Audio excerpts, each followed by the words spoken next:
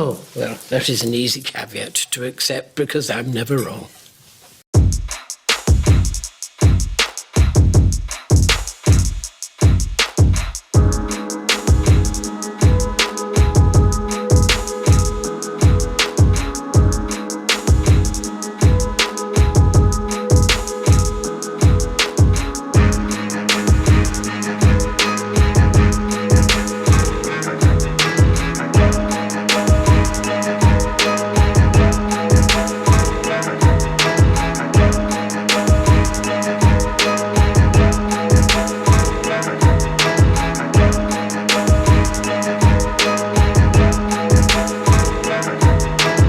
Hello everyone, good afternoon, good morning, good evening. Welcome to another episode of the Media Mandem Review.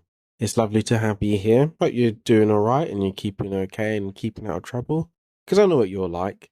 And we're just going to jump straight into it. It's a review of Downton Abbey.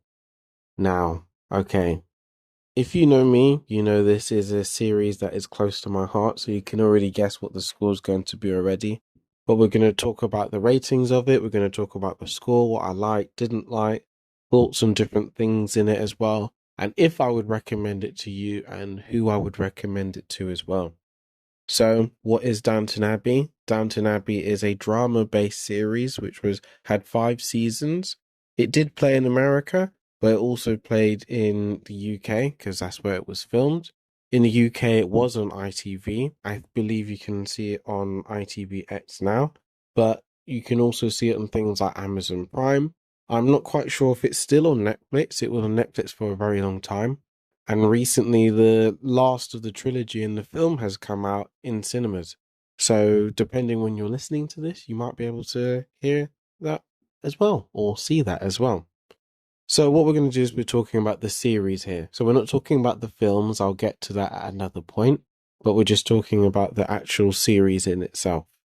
So the series started in 2010. And we're going to talk about the age rating. So it was rated a 12A, which is in the UK, for a series. So that is anyone who's 12 and above can watch it. If you're 12, have an adult. And I would also recommend as well, it does have some adult themes. And when I was watching it again from the beginning, there are some strong scenes that I wouldn't necessarily recommend for kids under the age of 13 to be seeing at the beginning. But we're going to get into my score of it now as well. So what would I rate Downton? You knew.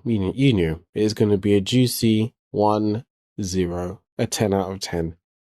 Downton, if you don't know, is my favorite series of all time. It just about beats out Andor. I will get onto what I liked about it. What did I like about it? Well, I liked the different tone it has. It focuses on people rather than on positions mainly. Usually people have likened it to things, and even the creators have said about upstairs, downstairs. It's the dynamic of rich people mixing with people who work in the house. Usually as a society, even unfortunately in social media and things now, we have people who are very critical or black and white. So rich people must be bad and poor people must be good. Or, the other point of view where poor people must be bad and rich people must be good. But what I liked about Downton is, as I said, there's the mixture in the tone, and rich people can be nice and poor people can be horrible. Or it can be some rich people can be horrible and poor people can be great. So it's not about that. It's about good people can make mistakes and bad people can occasionally do good things. It's more about people. Downton has a mixture of tones, so there's some moments that you're really sad. You can get teary-eyed. There's some bits where you're laughing, like, oh my goodness, that was so funny. There are bits which are very tense, and there's bits that make you think about things. Downton, I would say, overall, is my people have comfort food, and I would say this is my TV equivalent of comfort food. I love it so much. Love, love, love.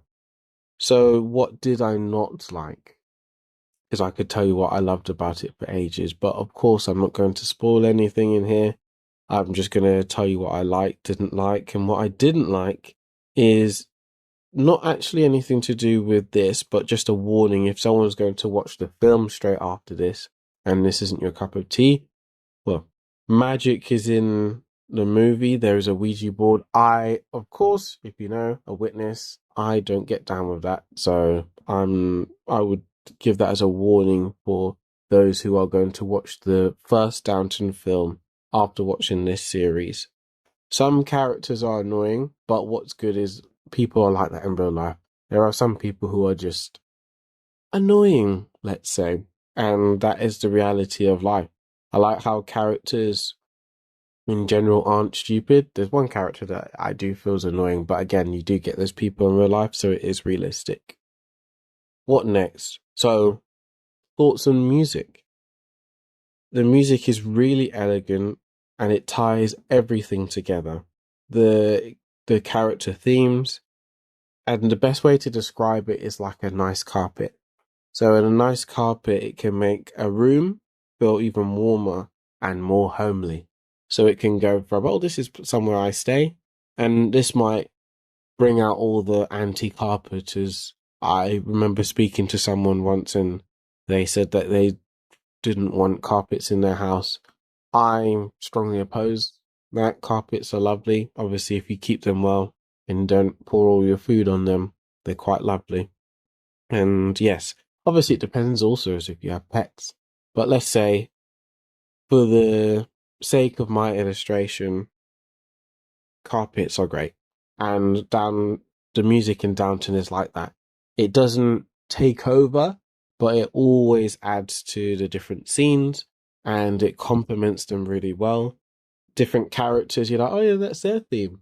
Or different couples, oh, that's their scene. And it really ties it together. Everyone feels individual.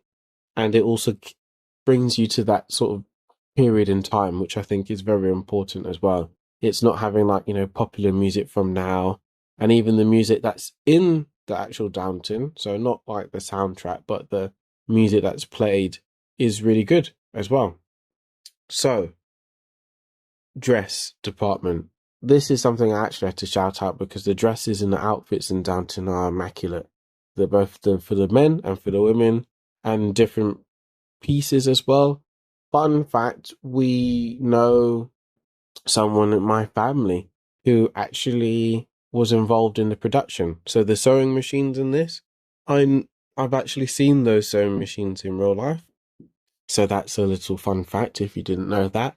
And also as well, the different props and things, they really went out of their way to make sure they were really well done, well kept, and they looked appropriate to the time as well.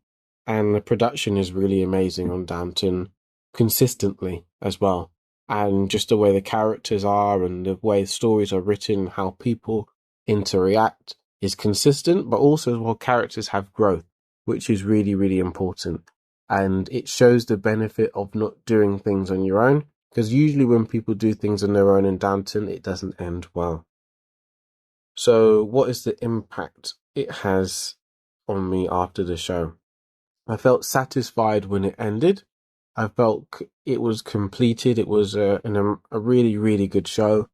It brought you on a variety of different motions, variety and different are the same thing, but we're going to forget I said that even though I just called it out right now.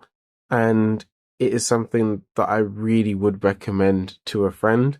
I wouldn't recommend watching it on your own. You can do it, but there are certain things in it. I feel it's a show that invites you to watch it with others, and the reactions can get you to be like, oh wow, that happened. Oh, I didn't think this would happen. And it makes it more fun and enjoyable. You have someone to talk about different things with. So that's my thoughts, that's my feelings on the magnificent show series that is Downton Abbey. So have you watched Downton? Are you going to watch Downton? Is there other period films that you like instead of Downton? Let us know your thoughts, let us know your feelings. And finally, before we do go, just wanted to say I hope you're okay, keep safe, and if you're feeling lonely, we're always here, and hope you have a good day. Toodles!